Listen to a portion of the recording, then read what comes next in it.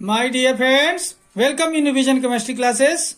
आज की क्लास में हम लोग पढ़ेंगे laboratory method of diethyl ether. Diethyl ether बनाने की प्रयोगशाला विधि। आज की क्लास है laboratory method of diethyl ether. Laboratory method of diethyl ether, diethyl ether बनाने की प्रयोगशाला विधि। डाईएथिल ईथर बनाने की प्रयोगशाला विधि आज की क्लास में पढ़ेंगे। तो जिन लोगों ने मेरे चैनल को सब्सक्राइब ना किया हो तो सब्सक्राइब कर लेंगे। सब्सक्राइब करके आप मेरा सहयोग कीजिए।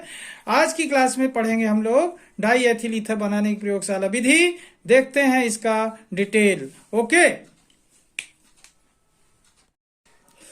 तो देखिए डाईएथिल ईथर बनाने की प्रयोगशाला विधि। ओके, डाईएथिल ईथर बनाने की प्रयोगशाला विधि को देखिए कौन कौन से पॉइंट पर अपन पढ़ेंगे उसके बारे में देखते हैं। सबसे पहले पढ़ेंगे सिद्धांत, सिद्धांत के बाद पढ़ेंगे विधि, विधि के बाद पढ़ेंगे उपकरण का चित्र सीखेंगे, फिर पढ़ेंगे शोधन और शोधन के बाद गुण एवं उपयोग पढ़ेंगे। ठीक है, ये क्या हो गया, डाईएथिल ईथर बनाने की प्रयोगशाला विधि का एक फॉर्मेट तैयार हो गया कि हमको पढ़ना है सिद्धांत, विधि, उपकरण का चित्र, शोधन, गुण एवं उपयोग के बारे में पढ़ना है। ठीक है, तो कितने पॉइंट हुए, 1 2 3 4 5, 5 बिंदुओं पर डाईएथिल ईथर बनाने की प्रयोगशाला विधि पढ़ेंगे। ठीक है, तो देखते हैं इस विधि का पहला पॉइंट सिद्धांत। ओके, तो देखिए सिद्धांत, डाईएथिल ईथर बनाने का सिद्धांत देखें।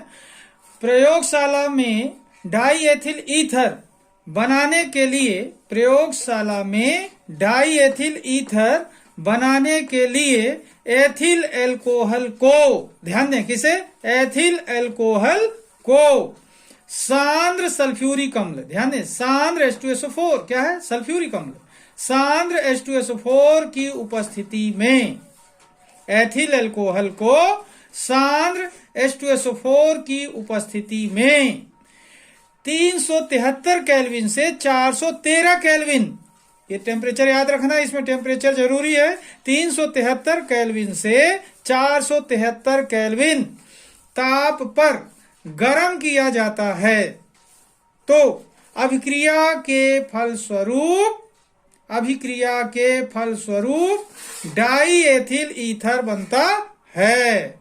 एक बार फिर से देखिए, प्रयोगशाला में डाईएथिल ईथर बनाने के लिए एथिल एल्कोहल को सांद्र H2SO4 की उपस्थिति में 373 केल्विन से 413 केल्विन ताप पर गर्म किया जाता है। तो अभिक्रिया के फलस्वरूप डाईएथिल ईथर बनता है। ओके, अब देखते हैं इसका रासायनिक समीकरण। ओके, अभी ये सिद्धांत समाप्त नहीं हुआ, रासायनिक समीकरण देखते हैं। ओके, तो देखिए रासायनिक समीकरण देखें कि यहां पर देखें एथिल एल्कोहल और सल्फ्यूरिक एसिड, एथिल एल्कोहल है, एथिल एल्कोहल और ये सांद्र सल्फ्यूरिक अम्ल है, C2H5OH, C2H5OH, H2SO4, ethyl alcohol है, C2H5OH ethyl alcohol plus H2SO4 सांद्र सल्फ्यूरिक अम्ल लिया है। 373 केल्विन टेम्परेचर, तो क्या बनता है यहां पर देखें, इसका एक H, सल्फ्यूरिक एसिड का एक H और इसका OH वाटर बन के बाहर हो जाता है, ध्यान देंगे। और इसमें बचेगा केवल HSO4, क्या बचेगा, HSO4 बचेगा। तो C2H5 इसमें और इसका HSO4, तो यहां पर बना C2H5 HSO4 और H2O बाहर हो गया। तो ये C2H5 HSO4 है जो इसे बोलते हैं, ये इतना एथिल है, ये हाइड्रोजन है, ये सल्फेट है। तो क्या बना, ethyl hydrogen sulphate, ethyl hydrogen sulphate. तो जो पहला स्टेप है इसमें क्या बनता है, ethyl alcohol concentrated sulphuric acid से रिएक्शन करता है 373 केल्विन ताप पर, तो क्या बन जाता है, एथिल हाइड्रोजन सल्फेट बनता है, वाटर अलग होता है। ठीक है, इसके बाद देखें स्टेप सेकेंड क्या होता है, यही एथिल हाइड्रोजन सल्फेट, यहां पर देखें एथिल हाइड्रोजन सल्फेट और फिर से एथिल एल्कोहल लिया, तो एथिल हाइड्रोजन सल्फेट और एथिल एल्कोहल ये आपस में रिएक्शन करते हैं 413 केल्विन ताप पर, 413 केल्विन ताप पर करते हैं। एथिल हाइड्रोजन सल्फेट और एथिल एल्कोहल आपस में अभिक्रिया करते हैं। तो यहां पर देखें कि इसका HSO4 इतना HSO4 और इसका H2SO4 बन जाता है, अलग हो जाएगा ये सल्फ्यूरिक एसिड, ये डाइल्यूट सल्फ्यूरिक एसिड निकलता है। और इसके बाद बचा C2H5 और इसका O और C2H5, तो क्या हुआ C2H5O C2H5, यहां पर देखें C2H5O C2H5, तो C2H5 कितने टाइम हुए 2 टाइम, तो डाई होगा। और C2H5 को क्या बोलते हैं एथिल, तो डाई एथिल। और ये फंक्शनल ग्रुप कौन सा बना क्रियात्मक समूह ईथर, तो क्या नाम हुआ die ethyl ether, die ethyl ether. 2 ethyl हो गए तो डाई एथिल, और यह है ईथर तो क्या होगा डाई एथिल ईथर है। ओके, अब ध्यान देंगे ये जो विधि है इस विधि को बोलते हैं विलियमसन का सततीथरीकरण विधि कहते हैं। तो यहां मेंशन कर देंगे अपन इस विधि को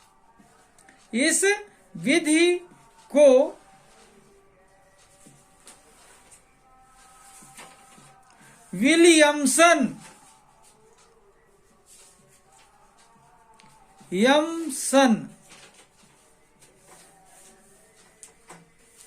की सतत ईथरीकरण विधि कहते हैं। सतत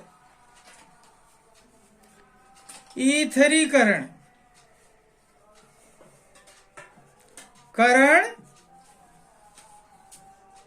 विधि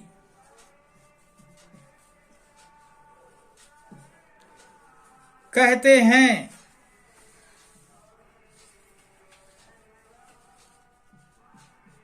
ओके, अब देखें इस विधि को विलियमसन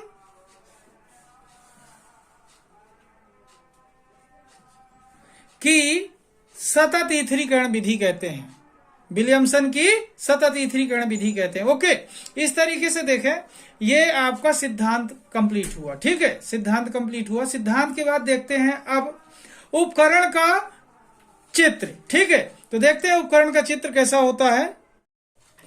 तो देखिए इसका जो उपकरण का डायग्राम है इसमें देखेंगे। सबसे पहले यहां पर देखिए कि यहां पर देखें ये स्टैंड है, ये बर्नर है, ये एक स्टैंड है ट्राइपॉड स्टैंड। यहां पर ये जो रखा हुआ है सैंड बाथ है। क्या है ये सैंड बाथ, रेत ऊष्मक, क्या बोलते हैं इसे रेत ऊष्मक कहेंगे। क्या रेत ऊष्मक,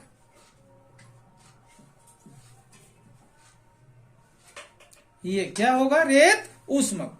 अब इसमें थर्मामीटर लगा हुआ है, ये थिसिल फनल लगी हुई है, यहां से भरते हैं एथिल अल्कोहल और पहले से भरकर रखते हैं सांद्र H2SO4। ओके, तो यहां पर देखें ये आपका राउंड बॉटम फ्लास्क है। राउंड बॉटम फ्लास्क में देखें फनल लगी हुई है, थर्मामीटर लगा हुआ है और ये एक एस्केप पाइप लगी है, निकास नली लगी हुई है।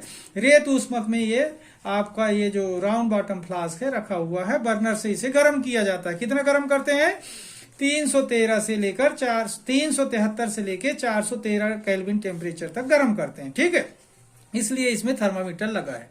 अब जब इसे गर्म करते हैं तो एथिल अल्कोहल और सांद्र H2SO4 रिएक्शन करते हैं, आपस में क्रिया करते हैं तो डाई एथिल ईथर बनता है। यहां पर देखेंगे डाई एथिल ईथर, क्या बना डाई एथिल ईथर बनता है। ये ग्राही पात्र है, डाई एथिल ईथर बनता है, यहाँ पर स्टोर होता रहता है। ठीक है, तो ये एस्केप पाइप में ये जो वाष्प बन के निकलती है डाई एथिल ईथर की, इसके ऊपर लीबिक संगृत्र लगा हुआ है। इसके एक तरफ से ठंडा जल पास करते हैं तो इस पाइप को ठंडा करता जाता है और जो पानी गर्म हो जाता है वो बाहर निकल जाता है। इस तरीके से इस पाइप को ठंडा करता रहता है लगातार ये लीबिक संगृत्र। ठीक है, तो अब यहां पर देखें ये ठंडा जल अंदर गया और गर्म जल बाहर निकला। और ये देखें ये जो बर्नर बना हुआ है जिसमें ग्राही पात्र रखा हुआ है, जिसमें कंटेन होगा, डाई एथिल ईथर कंटेन होता है, भरता है, तो वो किस में रखा हुआ है हिमकारी मिश्रण में, यानी एकदम ठंडा बर्फ आइस मिक्सचर कहलाता है। ठीक है ना, उसमें रखा हुआ है ये। तो ये जो डाई एथिल ईथर है गैस से लिक्विड में परिवर्तित हो जाता है। तो ये डायग्राम आपको शायद समझ आ गया होगा। ये स्टैंड है, बर्नर है, ये ट्राइपॉड स्टैंड है, रेत ऊष्मक है, यहाँ पर जो भरा हुआ है एथिल अल्कोहल और सांद्र H2SO4 भरा है, थर्मामीटर लगा है, थिसिल फनल लगी हुई है, ये निकास नली है, निकास नली के ऊपर लीबिक संघनित्र लगा हुआ है ये फनल से एथिल अल्कोहल पास करते हैं और ये डाई एथिल ईथर यहाँ पर बनकर एकत्रित होता है। ये लीबिक संघनित्र के नीचे जो लिखा हुआ है डाई एथिल ईथर, और ये रखा हुआ है हिमकारी मिश्रण के अंदर। ओके, और ये क्या है, बर्नर है, ये रेतु उष्मक है। इस तरीके से इस डायग्राम को ध्यान से समझेंगे, आसानी से याद हो जाता है। ओके, अब मैं आपको बताता हूं इसकी विधि क्या है। तो देखिए विधि के बारे में देखते हैं। विधि सबसे पहले क्या करते हैं, गोल पेंदी के फ्लास्क को लेंगे। गोल पेंदी के फ्लास्क में 50 ml एथिल अल्कोहल और 25 ml सांद्र सल्फ्यूरिक अम्ल लेते हैं। गोल पेंदी के फ्लास्क में 50 ml एथिल अल्कोहल तथा 25 ml सांद्र सल्फ्यूरिक अम्ल लेकर उपकरण को चित्रानुसार व्यवस्थित कर लेते हैं। ध्यान देंगे, उपकरण अभी अपन ने डायग्राम देखा है, तो उपकरण को चित्रानुसार व्यवस्थित कर लेते हैं तथा इस मिश्रण मतलब 50 ml एथिल अल्कोहल 25 ml सांद्र सल्फ्यूरिक अम्ल को 373 केल्विन से 413 केल्विन ताप पर गर्म करते हैं तो डाई एथिल ईथर बनता है, जिसे ग्राही पात्र में एकत्र कर लेते हैं। ग्राही पात्र का मतलब वो जो कंटेनर रखा हुआ है हिमकारी मिश्रण में, उसे में एकत्र कर लेते हैं। ठीक है ना, एक बार फिर से देखिए विधि। गोल पेंदी के फ्लास्क में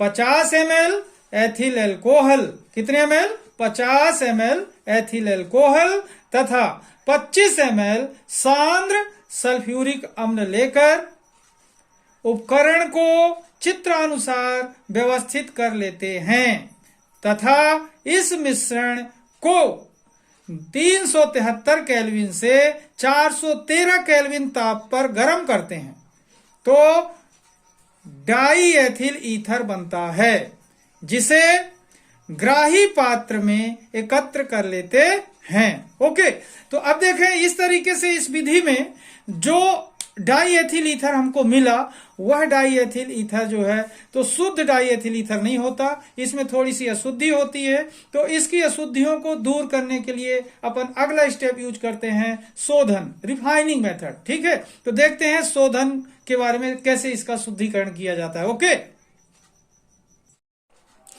तो देखिए शोधन के बारे में देखते हैं। शोधन, शुद्धिकरण, अशुद्धि दूर करने की मेथड है जो। तो देखिए इस विधि में प्राप्त डाई एथिल ईथर में अल्कोहल, जल तथा सल्फ्यूरिक अम्ल, तीन देखें, अल्कोहल, जल तथा सल्फ्यूरिक अम्ल की अशुद्धि होती हैं। ठीक है, तीन चीजें, अल्कोहल, जल तथा सल्फ्यूरिक अम्ल की अशुद्धि होती हैं, जिन्हें दूर करने के लिए इसे जल से धोकर, किससे धोकर, जल मिलाते हैं इसमें, तो जल मिलाएंगे, अच्छी तरह खंगालेंगे। तो जिन्हें दूर करने के लिए इसे जल से धोकर NaOH से धोते हैं, मतलब इसमें क्या मिलाएंगे, NaOH मिलाते हैं, तो सल्फ्यूरिक अम्ल की अशुद्धि दूर हो जाती है। किसकी, सल्फ्यूरिक अम्ल की अशुद्धि दूर हो जाती है। कहने का मतलब क्या हुआ, ये क्षार है और सल्फ्यूरिक अम्ल है, तो क्षार क्या किया, अम्ल को अलग कर देता है।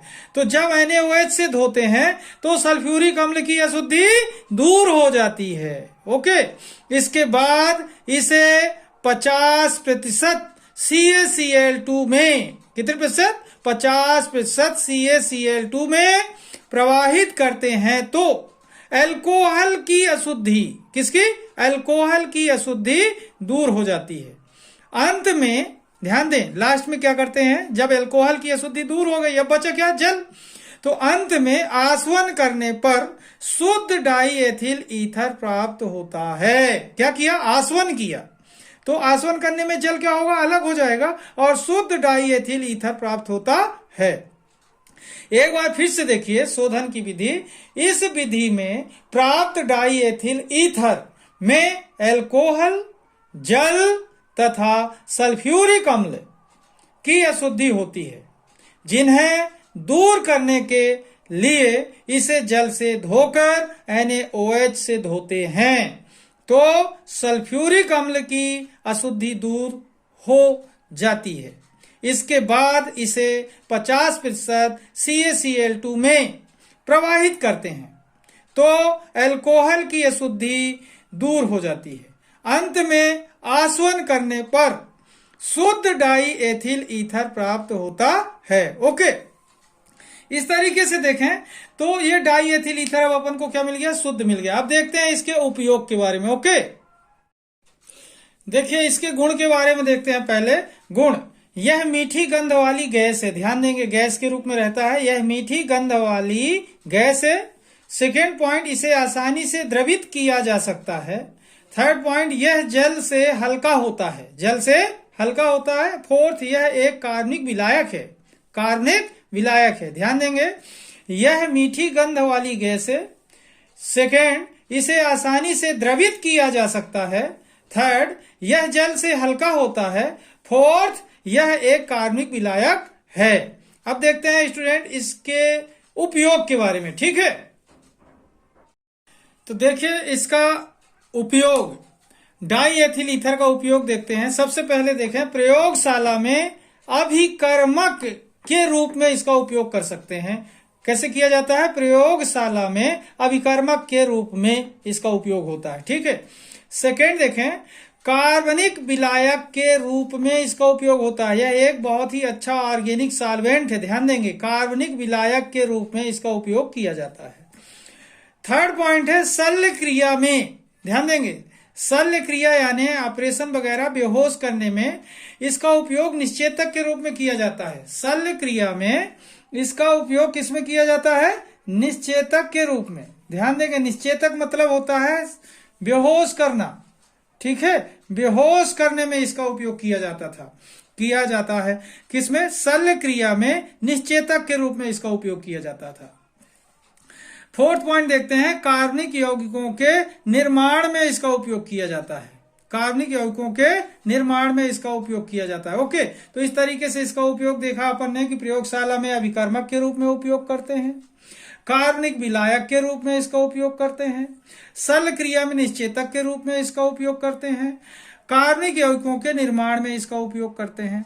ओके, तो इस तरीके से अपन ने देखा डाई एथिल ईथर बनाने की प्रयोगशाला विधि में सिद्धांत में अपन ने उसका रासायनिक समीकरण देखा है। फिर उसके बाद क्या पढ़ा, सिद्धांत के बाद उपकरण का नामांकित चित्र, उसके बाद पढ़ा है हमने विधि के बाद शोधन के बाद पढ़ा है हमने गुण और उसके बाद उपयोग।